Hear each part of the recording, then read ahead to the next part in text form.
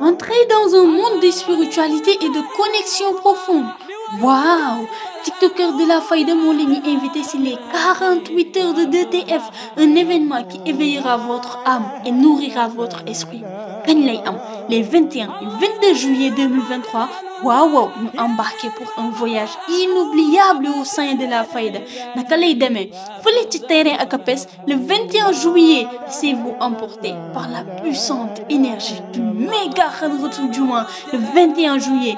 Waaw méga Hadratul Juma bu mag fële na la ca Parcelles Assainies terrain Akapes, sañseen lu rafet kañ lu neex te sa kurus xamme kaayu taalibe Cheikh ñu teewal Hadratul Juma bu mag bi nga xamante ni Cheikh Mouhamina Ibrahima Niass moo koy dirigé ànd seeg mbooleem mu xaddam buy teewee ca bis ba teelal ñëw ngir bañ ko tardé ngir mën a am place. Puis rendez-vous au CICES salle unité africaine le 22 juillet pour le Laylatul Zikr et la cérémonie awards, une nuit magique et de reconnaissance.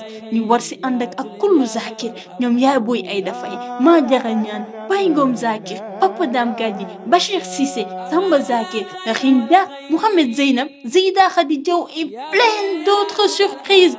Waouh! Laissez-vous envoûter par le Kalimatul Haq et vibrer au rythme de la Fayda Tijaniyya. Vous aurez l'honneur d'être entouré de personnalités inspirantes telles que le Khalif Cheikh Mouhamadoul Mahi Ibrahima Niass Khadimoul Oumma, parrain d'honneur de l'événement, et bien d'autres parrains prestigieux, ñoom Cheikh Sang Barhamou Ndiaye, Cheikh Aziz Ndiaye, Monsieur le ministre de la Culture et du Patrimoine historique, le professeur Aliou Sow, Cheikh Mamour Insa Rouhoulahi Diop, Baye Am, Ousmane Noël Dieng.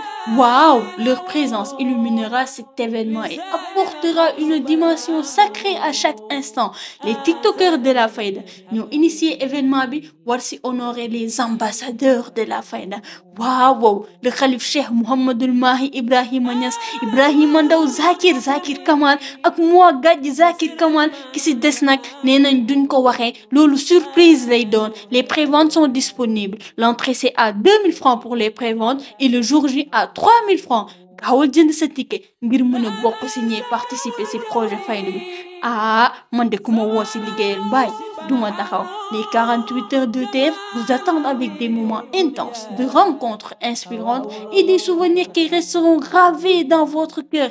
Réservez-les déjà présents sur une prévente si 77 863 33 41 ou le 77 938 80 27 ou bien si 78 479 67 43. DTF mu ngi jaajëfal ñu koy gunge si événement bi ku si mel ni partenaires yi Barhamiennes TV, Baye Networking, Ansaroudine ak sponsor yi Sibel, Medina Service, Royal Pub, Performance Service Suar, Barham Teranga, Salou Choose ak Barham Design. Les 48 heures de DTF vous attendent avec les bras ouverts ndax kat